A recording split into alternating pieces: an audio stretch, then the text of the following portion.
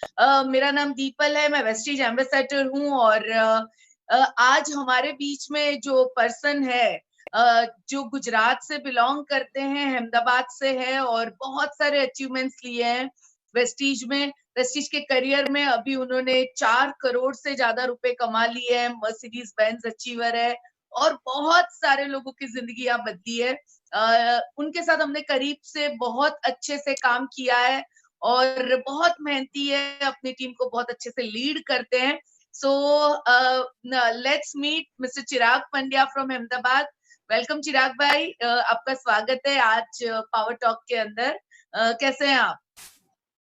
बहुत बढ़िया, thank you very much Deepak man and Neeraj sir कि आपने ये पावर टॉक में मुझे इनवाइट किया और आई एम वेरी ब्लेस्ड कि मैं बहुत बढ़िया कंपनी में हूँ, बहुत बढ़िया मेंटरशिप के साथ में हूँ और बहुत बढ़िया जा रहा है और आज ये लाइव आकर बहुत अच्छा लग रहा है। मजा आ रहा है, राइट? ओके। चिराग भाई, वैसे तो मैं बहुत सारी चीजें आपके बारे में जानती हूँ, बट आज जो हम बात करेंगे वो दिल से करेंगे, खुल के करेंगे और बहुत सारी ऐसी बात जो लोगों को नहीं मालूम है आपके बारे में, बहुत सारी ऐसी चीजें जो लोग आज आपसे सीख पाएंगे, उसके ऊपर आज हम काम करेंगे। और जो भी आप सब देख रहे हैं उनको मैं जरूर कहना चाहूंगी, अपनी नोट और पेन लेके बैठिएगा, क्योंकि कौन सी चीज आपके बिजनेस में आपको ट्रिगर देगी हमें नहीं मालूम है। सो मेक श्योर कि आप इस पावर टॉक को बहुत ही सीरियसली ले, हर एक चीज को जाने, सीखे, अपनी पूरी टीम में फॉरवर्ड करें, सबको बताए कि ये पावर टॉक शुरू हो चुका है और हर चीज सीखने की कोशिश करें। सबसे पहला सवाल जो आपके लिए है, आपका थोड़ा सा बैकग्राउंड जानना चाहते हैं। वेस्टीज के बाद का तो हम सब जानते हैं, वेस्टीज के पहले का आपका बैकग्राउंड थोड़ा सा हम जानना चाहेंगे। ओके मैडम, मैं चिराग पंड्या मेरा नाम है और मैं born and bought up Ahmedabad Gujarat से हूँ और मेरी स्कूलिंग हुई थी गुजराती मीडियम से। उसके बाद मैंने इंग्लिश मीडियम में मैंने अपने आप को ट्रांसफॉर्म किया था। सो जब मैं स्कूल में था तब से पढ़ाई लिखाई में इतना क्या बोल सकते हैं अपने इतना इंटेलिजेंट नहीं था उस टाइम पे मजा और नहीं आ मुझे रहा पढ़ाई था? मजा नहीं आ रहा था। यानी Lord of the last bench जिसको बोलते हैं, आखिरी बेंच पे बैठते थे और चल रहा था क्योंकि जो फर्स्ट क्लास से पास होते थे उनको भी हम यही बोलते हैं कि तू फर्स्ट क्लास होकर भी पास हुआ और हमने थोड़ी मेहनत करके भी पास हुए। तो सबसे बड़ी चीज ये है कि सबसे बड़ी चीज ये थी कि पढ़ाई लिखाई जो चल रही थी तो मजा आ रहा था, लाइफ चल रही थी। लेकिन ग्रेजुएशन किया मैंने, मैनेजमेंट से किया, यानी बीबीए किया, उसके बाद मैंने आईटी किया, पीजी डिवीजन आईटी किया।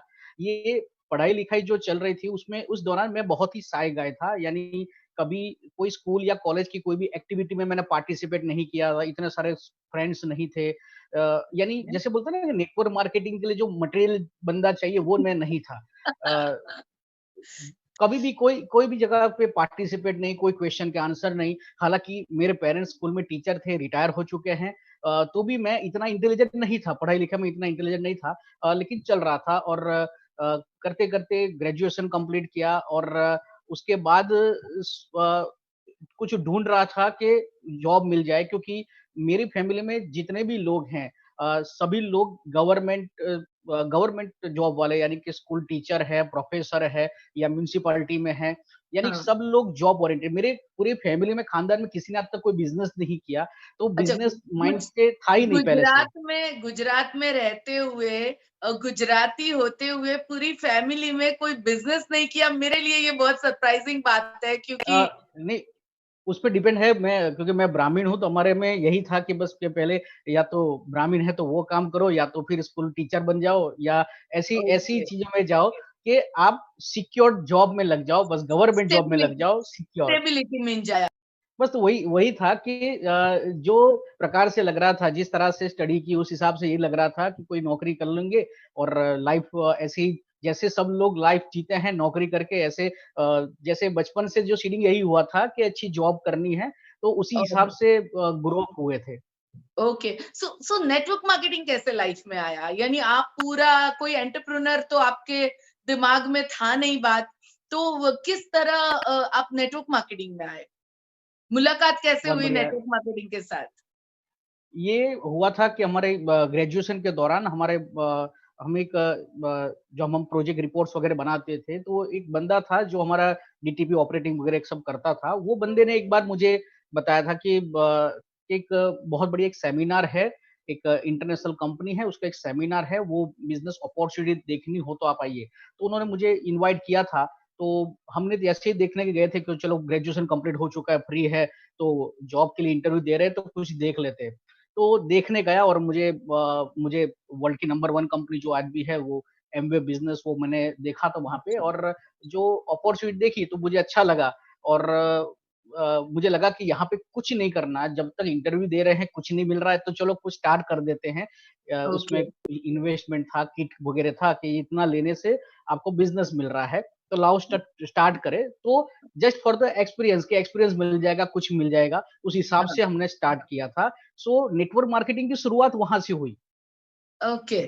सो तब ज्यादा कोई इतना विजन या कुछ नहीं होगा, जस्ट ऐसे ही कि अभी जॉब नहीं मिल रही है, थोड़ा सा टाइम है तो शुरू कर दे, ये एटीट्यूड था आपका, राइट?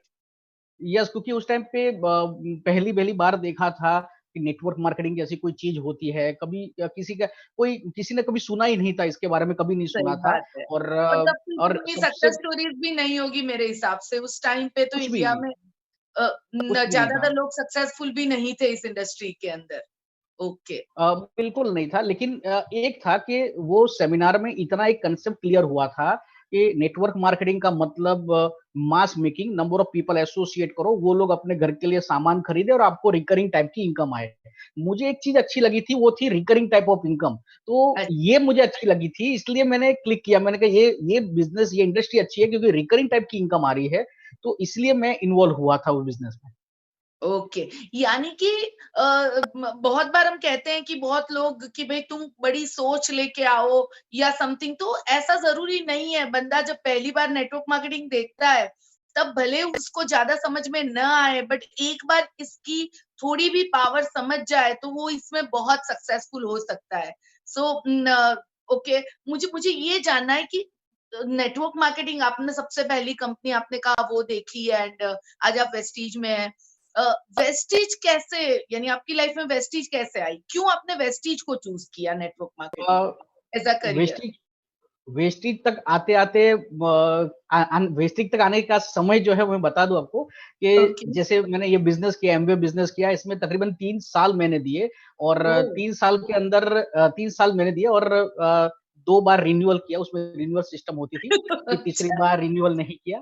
तो लेकिन जितना भी किया उसमें इतना समझ में आ चुका था कि यहाँ पे अगर आपको सीखना सॉरी अगर टिकना है तो सीखना पड़ेगा, तो एजुकेशन सिस्टम जो थी तो हर हफ्ते मीटिंग सेमिनार अटेंड करते थे। कोई इनकम आए ना आए लेकिन उतना करते थे। यानी जैसे हाँ, इतना माइंडसेट कर लिया था जैसे कॉलेज में फीस पे करके खाली सीखना है, पैसा नहीं आता।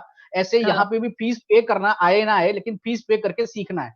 तो ये अच्छा। सीखना शुरू किया तो ये सीखना शुरू कर दिया तो 3 साल तक लगातार सीखे क्या करना है, कैसे करना है वो सीखे और उसके बाद एक और कंपनी आई थी जो आपकी मुंबई बेस्ड कंपनी है फ्री इंडिया कॉन्सेप्ट करके एक ट्राइनरी बेस्ड कंपनी थी, 3 लाइन वाली कंपनी थी, वो कंपनी भी मैंने की और उसमें भी 1-2 साल काम किया था, हालाँकि उसमें थोड़ा अच्छा पैसा आया था। उसके बाद वो कंपनी भी वो बंद हो गई, उसके बाद वही कंपनी ने एक और बाइनरी बेस्ड कांसेप्ट लॉन्च किया और उसका नाम भी था सीजीएम कॉस्मोस ग्लोबल मार्केटिंग और उसमें भी मैंने काम किया 1-2 साल उसमें भी काम किया। फिर वो कंपनी भी बंद हुई और उसके बाद मेरी लाइफ में एक मनी रोटेशन कांसेप्ट आया और उसका नाम था स्पीक एशिया। बहुत सारे लोगों ने स्पीक एशिया देखा ये होगा, सुना होगा और कहते हैं कि शुरुआत में पैसा दिखा और उसके बाद पैसा गया। अच्छा। यानी मेरी अ, उस टाइम पे पता नहीं था ये मनी रोटेशन एकमात्र ऐसा एक बड़ा एक मैं बोलता हूँ एक साइक्लोन आया था और उसमें बहुत सारे लोग बह गए थे, उसमें मैं भी था एक। तो लेकिन कुछ चीज़ें ऐसी होती है कि करने के बाद ही पता चलती है कि ये नहीं करनी थी। नहीं तो करनी अ, चाहिए। मेरी लाइफ में तकरीबन सभी प्रकार के कांसेप्ट मैंने देख लिए थे, यानी जनरेशन प्लान देख लिया था, ट्राइनरी देख लिया था, बाइनरी देख लिया था और चौथा जो था कि ये मनी रोटेशन यानी कि ले-बागू प्लान जो भी था, ये भी आ गया था। यानी चारों प्रकार के प्लान्स मेरी लाइफ में मैंने प्रैक्टिकल किए थे। मुझे सुनाई नहीं दिए थे, मैंने प्रैक्टिकल किए थे और चारों में मैंने ऐसे मेरा समय ही बिगड़ा था, कोई अर्निंग नहीं थे, कोई कुछ अच्छा नहीं मिला था। तो एक्सपीरियंस बहुत हो गया था, यानी इतना मेंटली प्रिपेयर्ड हो चुका था कि जैसे कहते हैं ना कि कोई क्षेत्र में आपने पीएचडी कर ली हो, ऐसे हो गया था क्या कि नहीं करना है उसकी पीएचडी कर ली हो, सही पीएचडी बात हो गई, है। पीएचडी हो गई, यस परफेक्ट, पीएचडी हो ओके। गई थी। तो अब उसके बाद तो ऐसे मेंटली प्रिपेयर्ड हो गए, तो अब कोई कोई बंदा अगर फ़ोन पे खाली इतना बोल दे ना कि भाई कैसे हो? तो मैं तुरंत बोल देता था, भाई कोई कांसेप्ट लेकर आए हो क्या? तो हाँ, इतनी समझ आ गई थी कि कोई उसके बगैर तो 2 अच्छे शब्द भी नहीं बोलते। तो अच्छा। तो ये जब चल रहा था, तो हम इतने प्रिपेयर्ड हो गए थे कि अगर कोई बंदा कोई अपॉर्च्युनिटी, कोई कांसेप्ट लेकर आए, तो इतने प्रिपेयर्ड हो चुके थे कि उसी को कन्विंस करके उसी को छुड़वा दें। इतने तो अच्छा। प्रिपेयर हो गए थे। अच्छा, उसी को कन्विंस करके बोले भई उसी को छुड़वा दे। उस लेवल हाँ, पे आप ओके। उस लेवल तक पहुँच गए थे, और इतना level of frustration about network marketing आ चुका था कि इतना दिमाग में घुस गया था कि नेटवर्क मार्केटिंग खाली हाथ पे चाँद दिखाने की बात है, इसमें रियलिटी नहीं है। ये खाली बड़े-बड़े लोग स्टेज पे आके बोलते हैं, कुछ नहीं होता है, टाइम भी बर्बाद होते हैं, कुछ नहीं होता है। तो फिर मैं चला गया था जॉब करने के लिए, और मैं कोटक लाइफ इंश्योरेंस कंपनी में मैं सेल्स मैनेजर की पोस्ट पे चला गया था, और वहाँ पे मैं जॉब कर रहा था।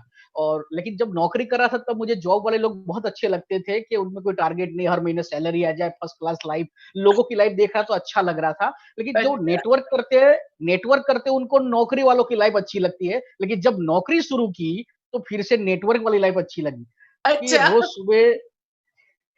रोज सुबह उठना और टाइम पे ऑफिस पहुंचना, जाने का टाइम फिक्स, आने का टाइम फिक्स नहीं, यानी कि जो उसमें ग्रोथ भी नहीं दिख रहा था, प्रोग्रेस नहीं दिख रहा था। तो ये सब बहुत रिपोर्टिंग वगैरह, क्योंकि एक नेटवर्कर होता है, उसको रिपोर्टिंग सिस्टम पसंद नहीं आती, किसी का नहीं बॉसिज्म अच्छा पसंद लगता, नहीं आता।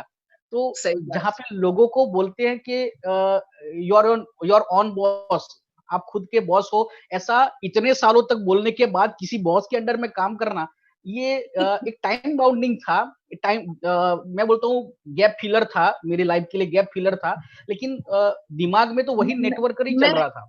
मैं इसको कहना चाहूँगी कि जो क्या नहीं करना उसमें जॉब बाकी रह गया था इसलिए आपने उसको भी कर लिया।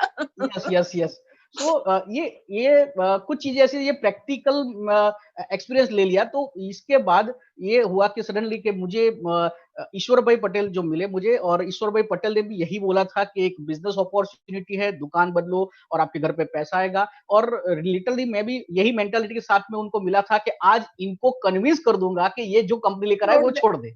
छोड़ दे। लेकिन हाँ, तो वो मेंटालिटी लेकर गया था, लेकिन ईश्वर भाई ने जब बिज़नेस अपॉर्च्युनिटी दिखाई, उसके पहले उन्होंने वो फ्लेक्सोल से थर्मोकोल पिघाल के दिखाया, और जब वो डेमो दिखाया, तो एक तरफ थर्मोकोल पिघला और एक तरफ मैं पिघला। मैं ओके, तो ग्रेट। मुझे एक मुझे सबको सबसे एक ज़्या बात बताना सबको एक बात बताना चाहूँगी, चिराग भाई से सीखने जैसा है कि हँसते-हँसते बिज़नेस कैसे कर सकते हैं।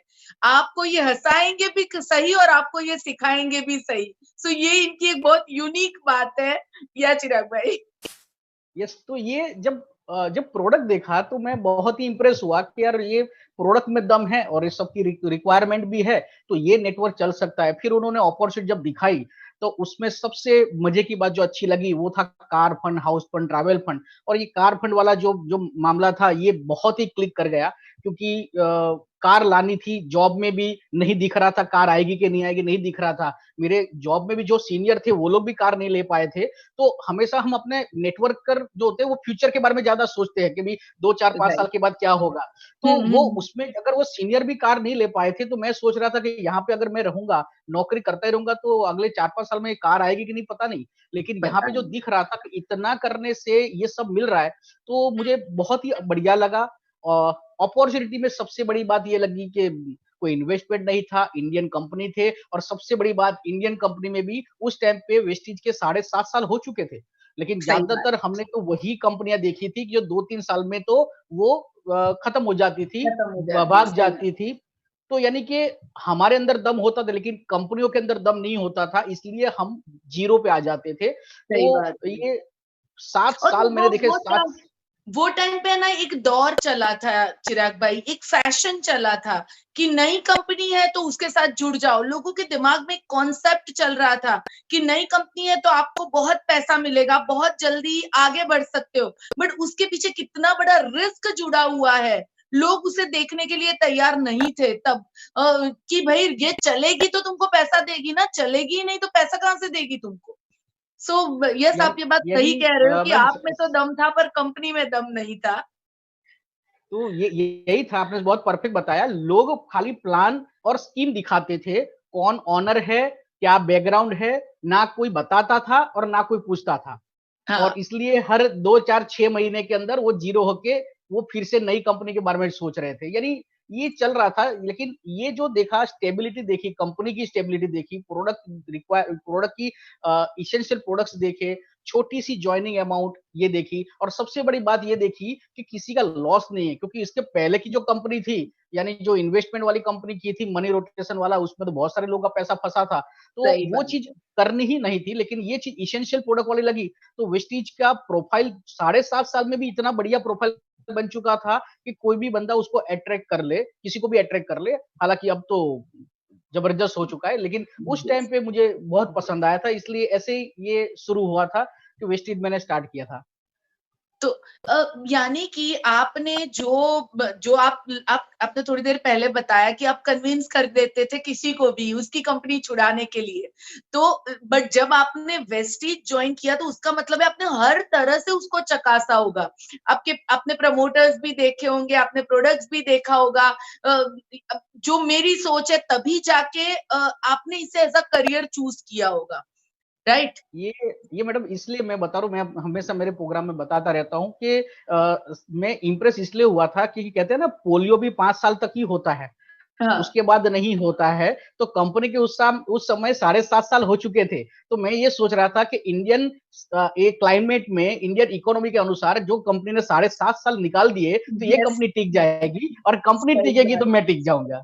तो एब्सोल्युटली, ये यानी ये सबको इतनी अच्छे से चिराग भाई ने ये बात बताई जो आप सबको समझने जैसी है और हमें समझने जैसी है, कि बहुत बार हम टेम्पटेशन में आ जाते हैं, हम छोटे-छोटे शॉर्टकट्स में आ जाते हैं, और बड़ी सोच कोई देखो, नेटवर्क मार्केटिंग मुझे याद है चिराग भाई, मैं एक मीटिंग में गई थी कराड़ में, और मीटिंग के बीच में एक लड़का खड़ा हुआ, कुछ बात हुई, कुछ क्वेश्चन आंसर था, खड़ा होके कहता है होगा 22-23 साल का, और मुझे कहता है मैम मालूम है मैंने अभी तक 89 कंपनियां की है, और उसको बहुत प्राउड फील हो रहा था।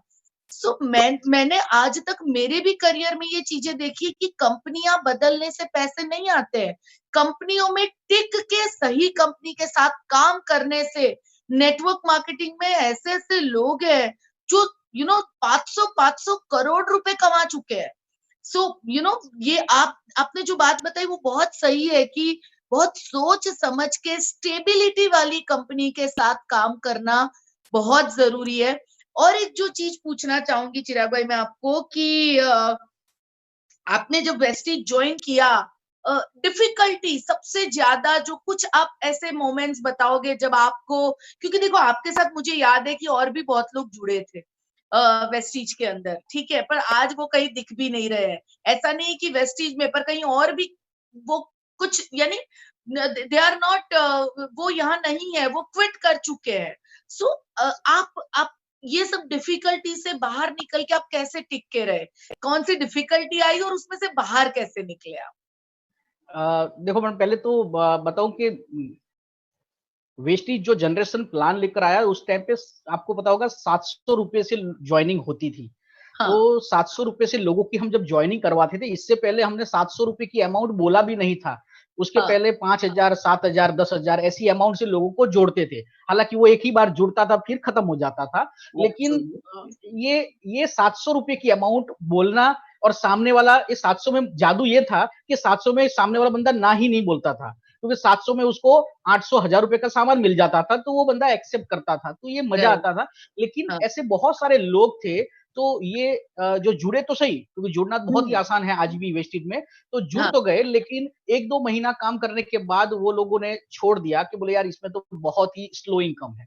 हाँ, इसमें बहुत स्लो इनकम है, ये नहीं करना है।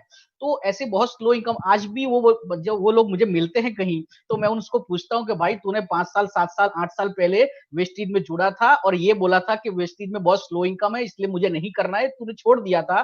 तो मुझे इतना बता, इतने 8 सालों में तूने कौन-सी फास्ट इनकम ली? ओके, तो आज आज भी वो लोग जीरो पे है, यानी वो आज भी ग्रो नहीं कर रहे हैं। यानी कि मैंने कहा, मैंने जो चीज देखी और मैंने बताने की कोशिश की, आपने मेरी नजर से वो बिजनेस को नहीं देखा, तो नहीं इसलिए देख आपको जो पाए। चाहिए वो चीज नहीं मिला। ठीक है, तो सही बात। ये बहुत सारे लोग जिनके अंदर पोटेंशियलिटी थी, अगर वो टिकते तो आज लाखों करोड़, मैं बोलता हूँ मुझसे भी ज्यादा पैसा कमाते, इतने पोटेंशियल लोग थे। लेकिन शायद कुदरत ने, यानी नसीब जिसकी बात करते हैं, कुदरत ने भी उनके लिए ये प्लेटफॉर्म सही नहीं चुना होगा, तो कुदरत नहीं, ने उनको दूसरी जगह पे भेज दिया। इसमें एक चीज मैं ऐड करना चाहूंगी। मैंने भी 22 साल के एक्सपीरियंस में एक चीज देखी है कि जो बहुत ज्यादा एनालिसिस करता है और बहुत ज्यादा बहुत ज्यादा कहते हैं ना कि जो एक एनालिसिस मोड में चला जाता है, वो फिर इस इंडस्ट्री में बहुत आगे नहीं बढ़ पाता है, क्योंकि इस इंडस्ट्री में कहीं ना कहीं आपको किसी सक्सेसफुल पर्सन को फॉलो एंड डुप्लीकेट करना होता है। बट अगर आप खुद ही एनालिसिस करते रहते हो तो आपको किसी पे फेथ ही नहीं आता है फिर। यही यही हो रहा था जब वेस्टीज शुरू किया, तो यहाँ पे कोई अर्निंग, गुजरात में और अहमदाबाद में कोई अर्निंग पर्सन तो था ही नहीं कि जिसको हम बता सके भी ये बंदा पैसा कमा रहा है तो आप भी करो। तो हम जो कर रहे थे, कई लोग बोल रहे थे बहुत स्लो इनकम है, धीरे धीरे होगा, कब जाने, पता नहीं कब होगा। जब हम वॉइस मैगजीन दिखाते थे लोगों को कि ये सब लोग अच्छा पैसा कमा रहे हैं, तो लोग ये पूछते थे कि ये वॉइस मैगजीन में जितने लोग हैं, क्या तुमने देखे इनको, रूबरू देखे हैं, पर्सनली देखे? मैंने कहा नहीं। तो बोले ये सब कंपनियां होती है, ये वॉइस मैगजीन बनाती है और ये झूठी खबरें छपवाती है और हमें क्या बोलते हैं, हमें उल्लू बनाती है। तो मैंने हाँ, इतना ही बता रहा था कि भाई ये अगर गलत भी बताते हो, लेकिन हमें क्या, हमें तो सामान, पैसा देते, सामने सामान मिल जाता है और दुकान ही बदल रहे और कुछ तो बड़ा नहीं कर रहे। तो हाँ, वॉइस मैगजीन पे लोग भरोसा नहीं करते थे उस टाइम पे। ना तो व्हाट्सएप था, ना यूट्यूब था कि उसके ऊपर हम किसी को बता सके, ना टेस्टिमोनियल इतने सारे थे। यानी ऐसी ऐसे माहौल में हम लोग काम कर रहे थे जब उस टाइम पे बाइनरी और इन्वेस्टमेंट कंपनियां बहुत चल रही थी। और उस टाइम पे 700 का कंसेप्ट, यानी ये बिजनेस अपॉर्चुनिटी दिखाना, लगाना, ये बहुत ही एक प्रकार से कठिन था। लेकिन मजे की बात ये थी कि प्रोडक्ट में अपने दम थे, प्रोडक्ट के रिजल्ट्स आ रहे थे, इसकी वजह यस। से बिजनेस ग्राउंड लेवल से, रूट लेवल से ग्रो होना शुरू हो चुका था। ओके। ये शुरुआत से ये हो रहा था। हाँ, तो यानी डिफिकल्टीज आई, बट आप उसमें से भी आपने रास्ते निकाले और आप करते गए। जुड़ने के बाद सबसे पहला काम क्या किया आपने? जैसे आपने जुड़ने वेस्टीज ज्वाइन किया, सबसे पहला काम क्या किया था आपने? सबसे पहले काम तो पहले तो प्रोडक्ट को घर पे लाना सबसे इम्पोर्टेंट चीज थी, क्योंकि कहते हैं ना कि मैं नौकरी कर रहा था और मैंने फिर वेस्टीज ज्वाइन किया, और नौकरी हाँ, के साथ में कहते हैं ना कि अगर आप फेलियर हो ना, तो आपके क्रिटिक्स बहुत बढ़ जाते हैं, हाँ, एक्सपर्ट्स हो जाते हैं बहुत सारे लोग, फिर वो आपके दोस्त है, रिश्तेदार है, सब जगह पे। और जब आप फेलियर होते हो, यानी कि चार चार कंपनियां की, सभी में फेलियर, और फिर बोले अभी तो जॉब कर रहे हो तो क्यों ये कर रहे हो, बोले ये नई कंपनी क्यों ले ली। तो हाँ। इतने क्रिटिक्स पैदा हो गए थे कि जिंदगी में कभी एक पैराग्राफ नहीं लिखा होगा, उन्होंने हमारे नाम पे पूरी कहानी लिख दी थी। अच्छा। हाँ, और कहानी बनाते ही है, लोगों को इसमें मजा आता है, किसी के बारे में कहानी बनाना मजा आता है। तो यस। मैं बोलता हूँ पैराग्राफ नहीं लिखा, उसने कहानी बना दी थी। और जब कहानी बनाई थी ना, तो ये समझ में मेरे पास पहुंच तो गई थी कि इन्होंने कहानी बनाई है, लेकिन एक चीज सोच ली थी कि इसने कहानी लिखी है ना, इसका क्लाइमेक्स तो मैं ही लिखूंगा। अरे वाह! सुपर्ब! बहुत बढ़िया। कैसे इतना बड़ा बिज़नेस कैसे बिल्ड किया? आपने कहा जब आपने शुरू किया, और मुझे भी मालूम है आपने, कल्पेश भाई ने, ईश्वर भाई ने, सबने जब शुरू किया, गुजरात में बहुत कम सक्सेस स्टोरीज़ थी, और आप लोगों ने ये मैंने देखा है कि बॉक्सेस उठा-उठा के भी बहुत बार बहुत जगह पहुँचाए और काम किया है।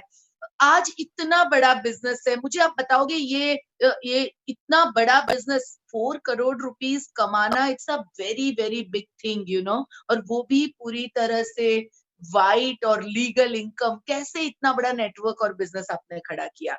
कुछ चीजें, आप कुछ टिप्स बताना चाहोगे लोगों को? ये अगर ये सवाल इससे रिलेटेड है कि अगर किसी को पूछे कि आप इतने बड़े कैसे हुए, तो वो रातों रात तो हुआ नहीं। ठीक है, सही तो बात उसकी है। रोजिंदा जो क्रिया थी कि रोज सुबह उठता है, नहाता है, खाना खाता है, हम्म। तो ये जो चीजें रोजाना होती है, अपने आप हम बड़े हो जाते हैं। ये नेटवर्क भी कैसे ग्रो हुआ, ये जितना सवाल आपके लिए है, इतना हम खुद के लिए भी है कि कैसे हुआ। क्योंकि ये सही सही बात में एक है। जादू है, एक हम्म, जादू चीज हमें मिल गई है और जादू की तरह ये ग्रो हो रहा है। लेकिन हाँ, इसके पीछे का एक ही चीज थी कि मैं बहुत ही ब्लेस हूँ कि मुझे बहुत ही बढ़िया मेंटरशिप, बहुत बढ़िया अपलाइन मिले। ईश्वर भाई पटेल की मैं बात करूंगा कि जिनसे मैंने ग्राउंड लेवल से काम किया था।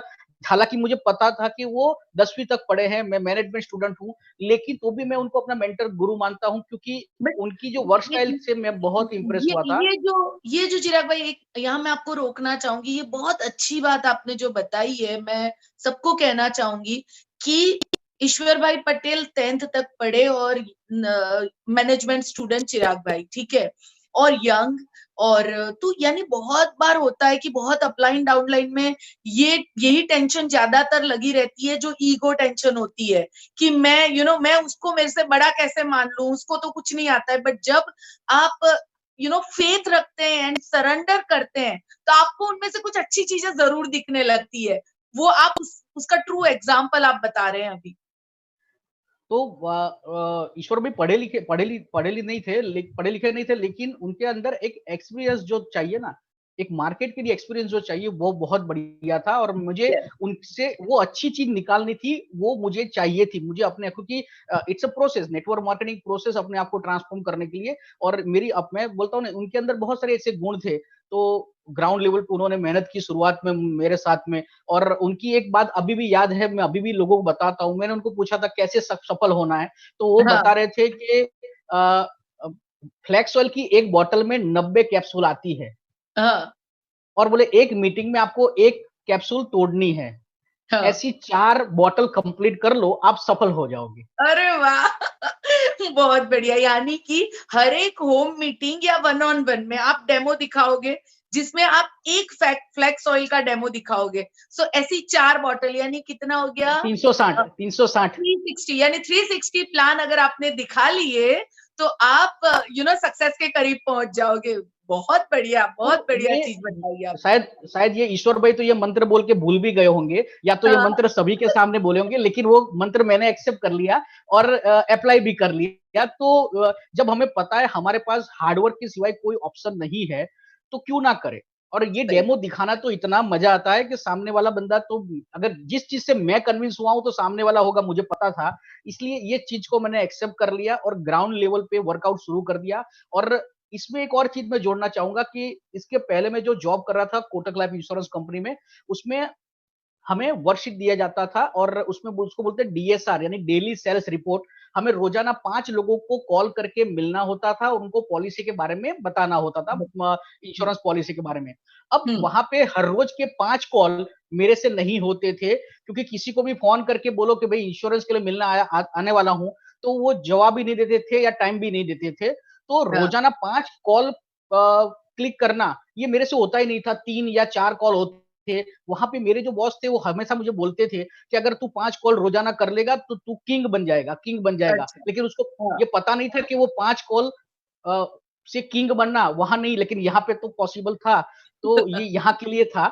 तो जितने भी मैं बोलता हूँ ना सीनियर मिले, सबने सब सिखाया। तो वहां पे जो चीज नहीं हो रही थी, मैंने वही चीज यहाँ पे क्लिक कर दी कि 5 कॉल क्यों नहीं हो रहे थे, क्योंकि लोग पैसा निकालने के लिए रेडी नहीं थे। लेकिन अगर यहाँ हम्म, पे मैं 5 कॉल करूंगा कि क्या आपको पैसा कमाना है, तो हाँ बोलेंगे। तो राइट। शुरुआत से मैं 5 कॉल की मैंने एक हैबिट बना ली थी कि 5 कॉल तो हम्म, करना ही करना है। और एक भी शाम ऐसी नहीं जाती थी कि जहाँ पे किसी ना किसी घर पे होम मीटिंग ना हो।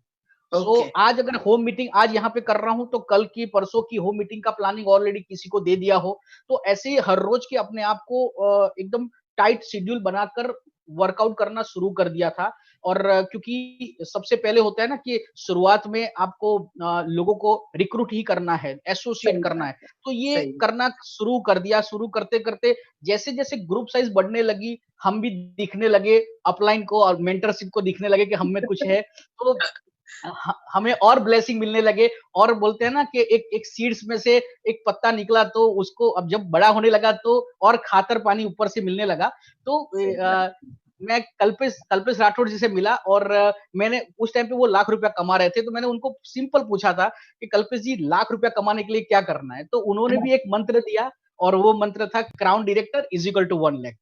सो ये चीज अच्छा। बहुत क्लिक हो गई ओके। कि क्राउन डायरेक्टर बन जाओ, 1 लाख रुपया आएगा। और हाँ, उस टाइम पे इतनी आग लगी हुई थी कि लाख रुपए चाहिए ही चाहिए। उसका कारण था कि मैं मैनेजमेंट स्टूडेंट था, मेरे साथ जितने मेरे कलीग्स थे कॉलेज में थे, वो लोग कोई ना कोई कंपनी में अच्छी पोजीशन पे थे, 5 लाख 7 लाख के पैकेज पे, यानी 70 80 90 हजार रुपए वो भी कमा रहे थे। तो वो लोग भी बोल रहे थे, बोले क्यों वापस ये कर रहे हैं, कोई कॉर्पोरेट में लग जा, अच्छा पैसा कमाएगा।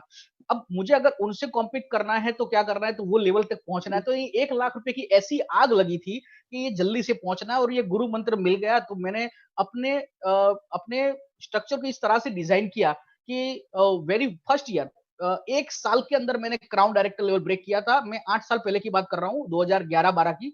उस टाइम पे लोग क्राउन बनने के लिए 2-2 3-3 साल लगाते थे। मैंने सिर्फ 1 साल के अंदर क्राउन डायरेक्टर लेवल ब्रेक किया था, और मेरा चेक 1 लाख से ऊपर मेरा शुरू हो चुका था। ग्रेट। सो अगर आप अगर ये पूरी बातों का अगर मैं थोड़ा सा आप सबको बताऊं, जो मंत्र है, जिसमें सबसे पहले तो 4 बॉटल फ्लेक्स की डेमो में खत्म करनी है।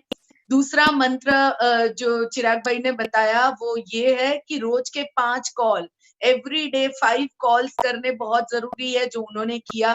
थर्ड, उन्होंने अपने इतने बड़े ह्यूज बिजनेस का राज बताया कि क्राउन बन के 1 लाख कमाना है, जो फर्स्ट टारगेट सबका होना चाहिए।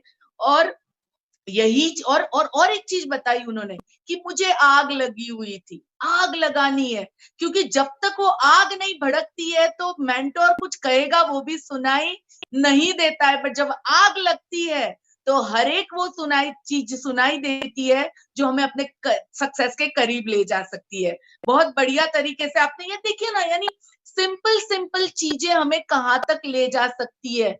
एंड ये प्रूवन है, आपने जो चीजें बोली वो 100% प्रूवन चीजें हैं कि अगर कोई बंदा ये कंसिस्टेंसी के साथ करता है तो उससे सक्सेस से कोई भी नहीं रोक सकता है। सो ये बात आपने बहुत अच्छे से बताई। और एक जो चीज मैं आपको पूछना चाहूंगी, शुरू से लेके अभी तक, आज तक, ओके, इस लेवल पे पहुंचने के बाद भी कौन सी ऐसी 1 या 2 चीजें हैं जो अभी भी आप करते हो, कंटिन्यूअसली करते हो? और एक चीज चिराग भाई की मैं बताना भूल गई, जो लास्ट होम मीटिंग, रोज की 1 होम मीटिंग, राइट? तो आप अपना जितने भी लोग देख रहे हैं आप उसे लिख सकते हैं। हाँ, सॉरी चिराग भाई, तो मेरा सवाल अभी ये है कि तब से लेके अभी तक लगातार कौन सी चीज ऐसी है जो आपने अभी तक छोड़ी नहीं है, जो आप कंटिन्यूअसली कर रहे हो इतने सालों से? मैडम पहले जो करते थे, रोजाना जो कॉल करते थे, मीटिंग्स करते थे, वो जरूरत थी इसलिए करते थे, और अब आदत बन गई इसलिए कर रहे हैं। अभी उसके बिना चलता नहीं है ना? चलता नहीं है। यानी सही बात। अभी एक्चुअली मैं बोलता हूँ, मैं बहुत ही ब्लेस्ड हूँ, मुझे इतनी बढ़िया मेंटरशिप अपलाइन मिली है, और जितनी बढ़िया मेंटरशिप अपलाइन मिली है उससे भी बढ़िया डाउनलाइन मिली है। मैं गुड। उस मैं उससे भी सही बढ़िया बात। इसलिए बोल रहा हूँ क्योंकि पैसा तो डाउनलाइन से ही आता है। तो बहुत ही बढ़िया मुझे लीडरशिप डाउनलाइन मिली है, और बहुत बढ़िया लीडर्स मिले, हर एक लाइन में बहुत अच्छे लीडर्स मिले हैं। और जो लोग अपने हिसाब से यानी इतने मैच्योर्ड हो चुके हैं कि हाँ, जब जब लीडरशिप मैच्योर हो जाती है तो हम ज्यादा फ्री हो जाते हैं, और जब हम फ्री हो जाते हैं तो कहते हैं ना कि जो जिस बंदे ने काम किया हो वो बंदा फ्री नहीं बैठ सकता। तो पहले बता ना, पहले प्रोस्पेक्टिंग करते थे, जरूरत थी इसलिए, अब आदत बन चुकी है इसलिए प्रोस्पेक्टिंग करते हैं। यानी हर रोज, आज भी 1-to-1 मीटिंग्स आज भी होता है, इवन दो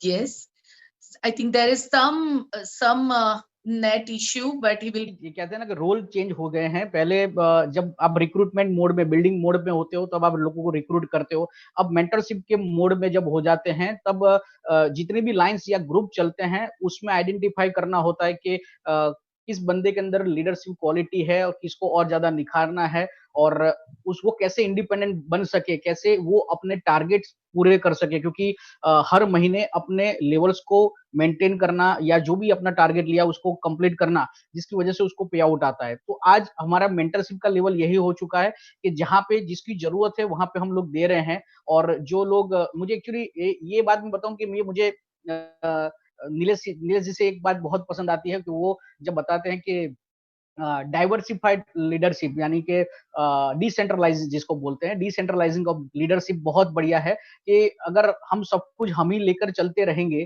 तो लोगों के अंदर लीडरशिप क्रिएट नहीं होगी। तो यही चीज को मैं बोलता हूँ ना, एक एक लीडर ने इतने सारे मंत्र दिए हैं और वो मंत्र का ही हमने एप्लीकेशन किया है, जिसकी वजह से आज बहुत ही बढ़िया स्ट्रक्चर चल रहा है, ऑटो मोड में चल रहा है, ऑटो मोड में बिजनेस चल रहा है, और जिसके ऊपर रिस्पॉन्सिबिलिटी जा रही है वो बंदा और निखर के बाहर निकल रहा है। तो सही। ये अपने आप चल रहा है। तो अभी अभी का टाइम यही है कि हम ज्यादा मेंटरशिप वगैरह कर रहे हैं, और ये अभी तो न्यू टेक्नोलॉजी आ चुकी है तो उसी का सबसे ज्यादा इस्तेमाल कर रहे हैं। सही बात है। ये आपकी ये बात के ऊपर एक अभी मैं स्टोरी सुन रही थी 2 दिन पहले, वो मुझे याद आ गई। बहुत ब्यूटीफुल स्टोरी है। सबको बताना चाहूंगी।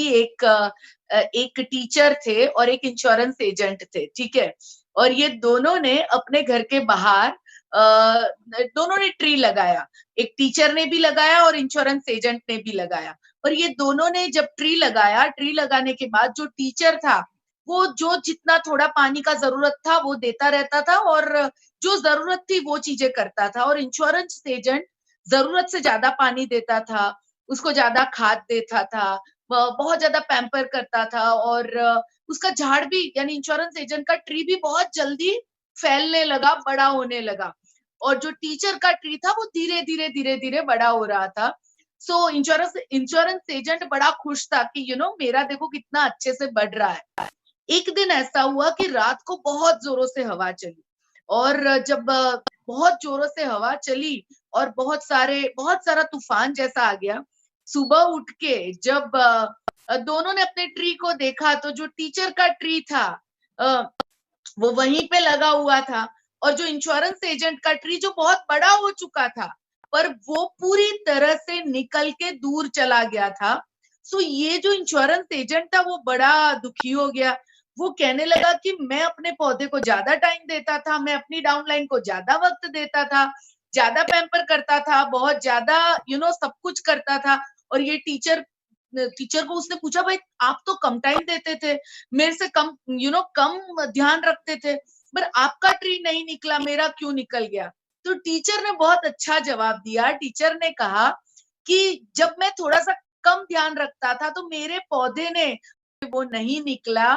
सो बेसिकली जो मेंटोरशिप की आप बात कर रहे हैं, मेंटोरशिप से हमारी टीम में जड़ें बहुत ज्यादा मजबूत होती हैं। और यस, लोगों को कुछ काम खुद करने बहुत जरूरी है। हर चीज अगर अपलाइन करती रहेगी तो आप कभी भी मजबूत नहीं बन पाओगे। सो ये स्टोरी मुझे तभी याद आई थी, बहुत अच्छी लगी थी। सो आज सुना दी मैंने। और एक जो चीज पूछना चाहूंगी, कौन सी स्पेशल चीजें है चिराग भाई में जो सबसे उन्हें अलग बनाती है?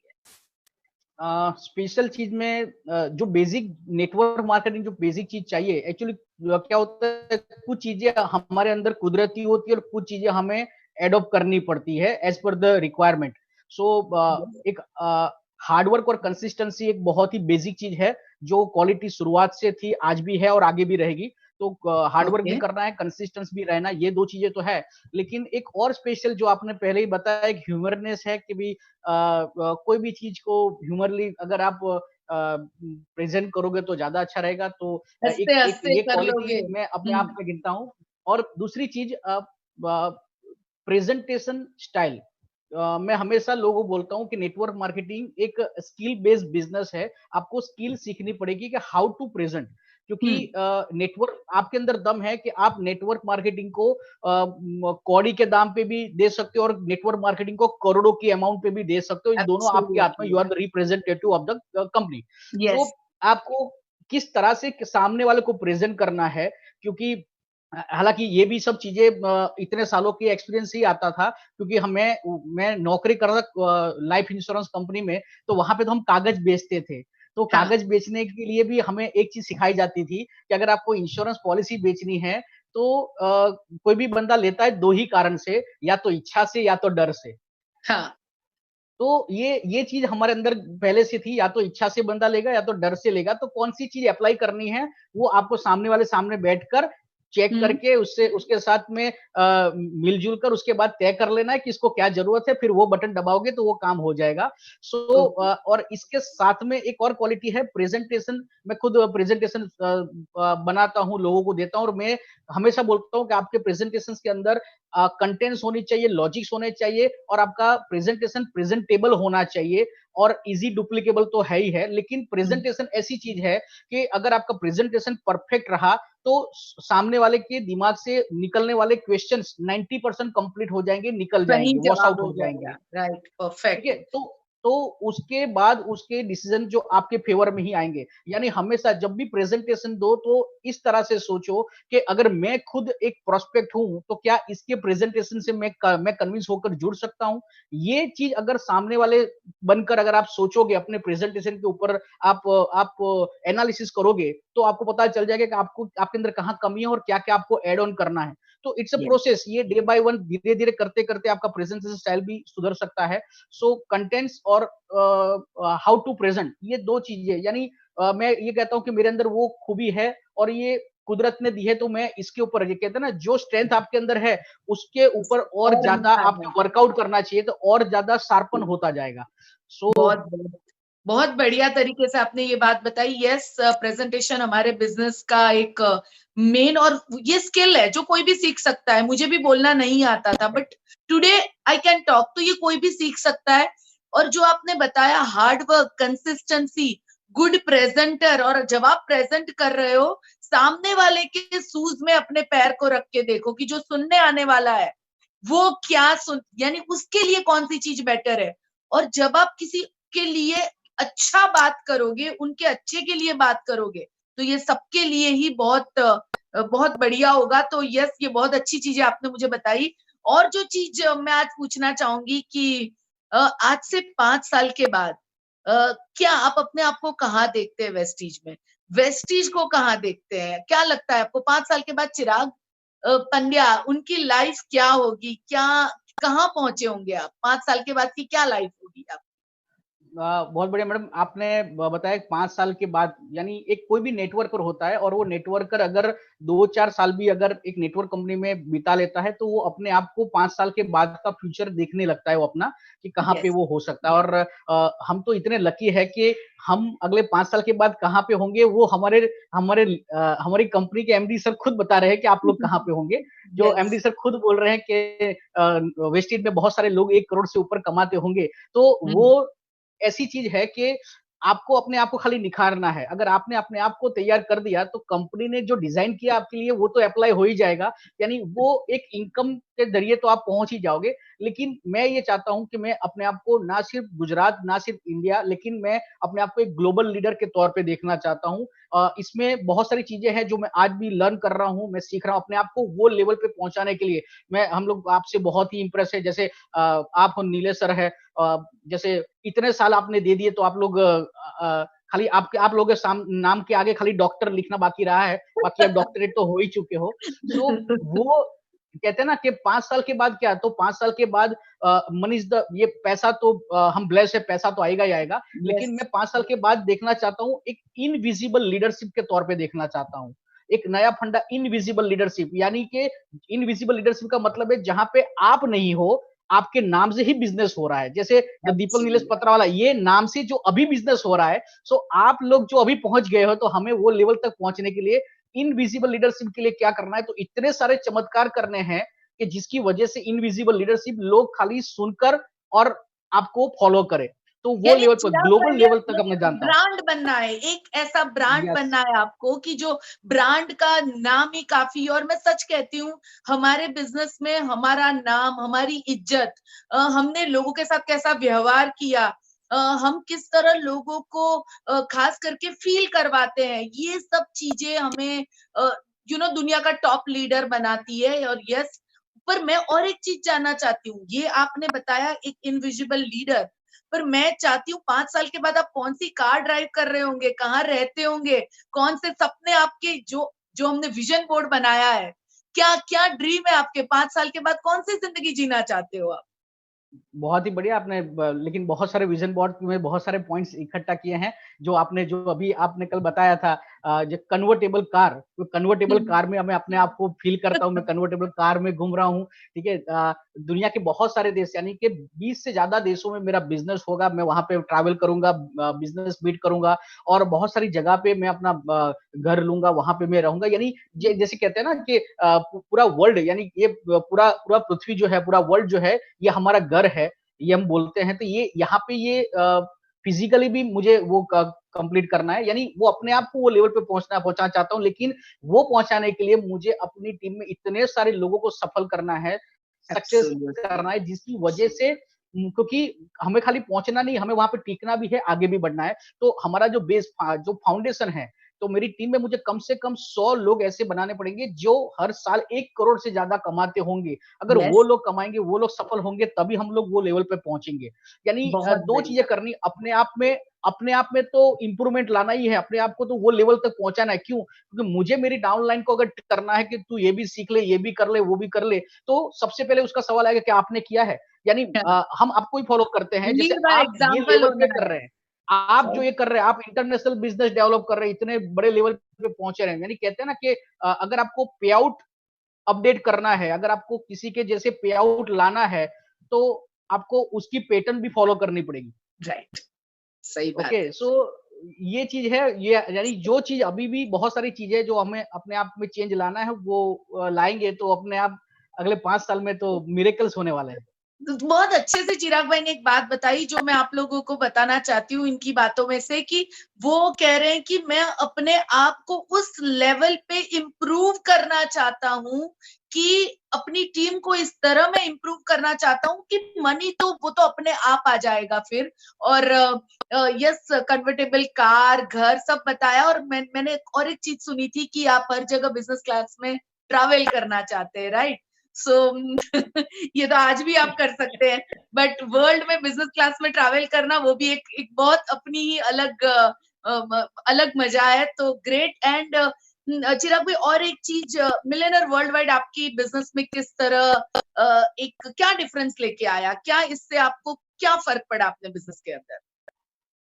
मैं मैडम कहूंगा कि हमने बिजनेस तो शुरू कर दिया था, तब आपकी मेंटरशिप थी, लेकिन मिलियनर वर्ल्ड वाइड का बैनर नहीं मिला था, उसके बगैर भी शुरू कर दिया था। लेकिन हम अगर हमारा चार्ट एनालिसिस करेंगे, तो जब से मिलियनर वर्ल्ड वाइड आया है, तब से हमारा बिजनेस जो है वो 4 टाइम ग्रोथ हो चुका है। यानी एक हमें एक स्ट्रॉन्ग बैकअप या सपोर्ट मिल चुका। पहले खाली एक मेंटर का सपोर्ट था, अब एक ऑर्गेनाइजेशन का सपोर्ट मिल चुका है।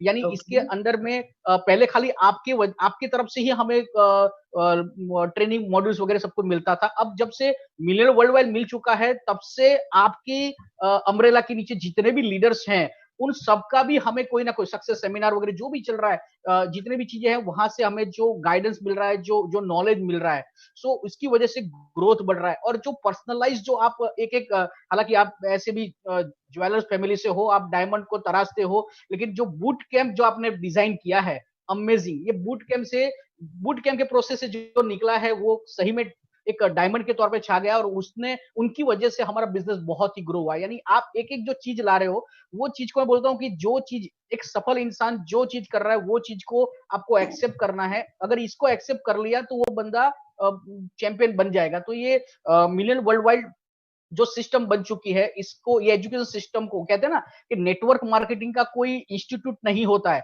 यानी कोई नेटवर्क मार्केटिंग पढ़ के उसके बाद नेटवर्क नहीं मार्केटिंग में होती सफल है नहीं इसकी। होता है, नहीं होता है, वो आने के बाद ही सीखता है। लेकिन मैं ये आप आज बोल सकता हूं कि नेटवर्क मार्केटिंग में आ जाओ, और उसके बाद मिलियन वर्ल्ड वाइड, ये कोई सपोर्ट सिस्टम नहीं, ये एजुकेशन सिस्टम है, ये इंस्टीट्यूट है। इसमें अगर जिसने पढ़ाई कर ली, तो उसके सफल होने के चांसेस 100% बढ़ जाएंगे।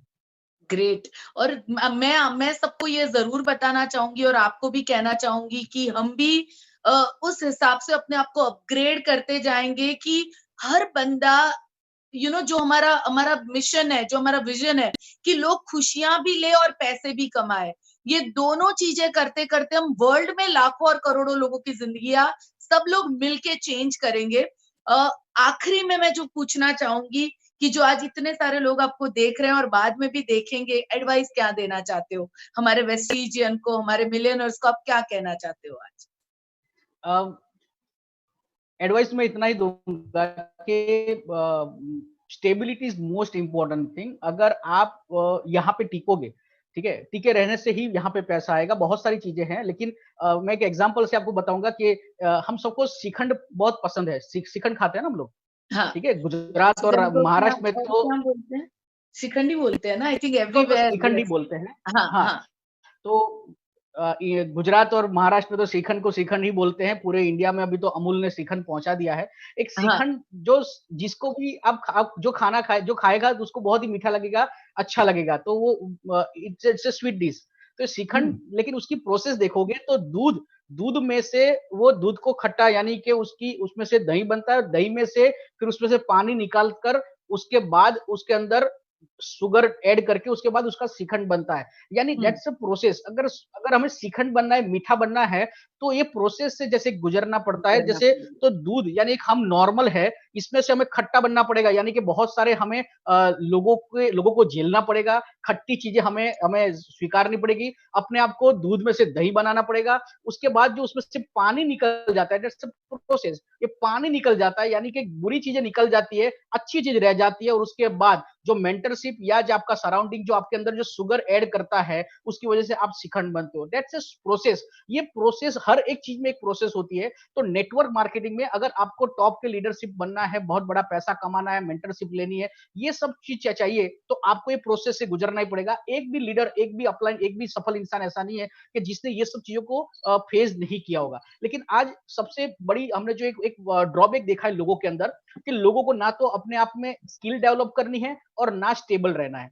ये दो चीजों की वजह से लोग नेटवर्क मार्केटिंग में जितना जल्दी आते हैं, उतनी ज्यादा स्पीड से निकल जाते हैं। ठीक है, तो अगर आप ये दो चीज को एडॉप्ट कर लोगे, ठीक है, अपनी स्किल में डेवलप करना शुरू कर दो। इट्स अ प्रोसेस, धीरे धीरे होगा, रातों रात नहीं होगा। और सेकंड, स्टेबिलिटी, यानी आप टीके रहो। खाली टीके रहोगे तो आप सफल हो जाओगे। मैं एक कहते हैं कि जैसे कहते हैं ना, एक कार के बारे में सबसे ज्यादा कौन जानता है, तो कार के बारे में दो लोग ज्यादा जानते हैं। एक ऑटोमोबाइल इंजीनियर जो पढ़ा लिखा है, और दूसरा होता है गैरेज में काम करने वाला एक छोटा सा बंदा, ठीक है, जिसने कभी कोई स्कूल कॉलेज में नहीं गया, लेकिन वो वहां पे टीके रहने से वो इतना एक्सपर्ट हो जाता है कि सेल मारकर उसको पता चल जाता है कि गाड़ी में कहाँ पे फॉल्ट है। तो आपके पास दो ऑप्शन है, या तो ग्रेजुएट होके पढ़ के बाहर निकलो, या तो फिर आप एक्सपीरियंस से सीखो। तो नेटवर्क मार्केटिंग एक एक्सपीरियंस के लिए है। और लोग बोलते हैं ना, सभी लोग प्रोफेशनल्स नहीं होते, सभी लोग डॉक्टर, चार्टर्ड अकाउंट, लॉयर नहीं बनते जिनकी लाइफ बहुत बढ़िया हो जाए। लेकिन नेटवर्क मार्केटिंग उन सबको लाइफ का सेकंड चांस दे रहा है। एक सेकंड चांस ले लो, अपने आप को यहाँ पे टिका दो, और जो भी मेंटरशिप मिल रही है उसकी वो जो बोल रहे हैं उसको फॉलो करके, अगर आपने ये बिजनेस में साल, 2 साल, 5 साल, 10 साल दे दिए, तो आपकी लाइफ बन जाएगी। क्योंकि कहते हैं ना कि एक कहावत है कि older wine is always better.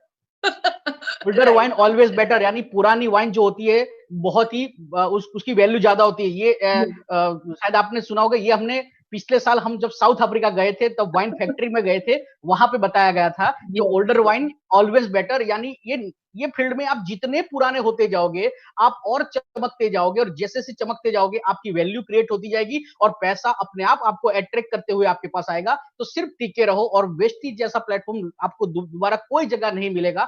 सिर्फ टिके रहो, वेस्टीज का ग्रोथ होता जाएगा, आपका भी ग्रोथ होता जाएगा। और ये मेंटरशिप के साथ, ऑर्गेनाइजेशन के साथ रहेंगे, तो हमारा सफल, यहाँ पे सफल होना ये 100% पॉसिबल होगा, होगा। Yes ma'am. थैंक यू चिराग भाई, आप सबने आज बहुत सारी चीजें चिराग भाई से सीखी होगी शिखंड के बारे में। यानी अब जब शिखंड देखो, याद करना उस चीज को कि एक लीडरशिप को कौन से प्रोसेस से जाना जरूरी होता है, डेली वर्क कौन सा करना जरूरी है, कंसिस्टेंसी के साथ, हार्ड वर्क के साथ कौन सी चीजें करके आप एक बेस्ट लीडर बन सकते हैं, ये सभी चीजें आज आपने सीखी और हम करते हैं। थैंक यू चिराग भाई।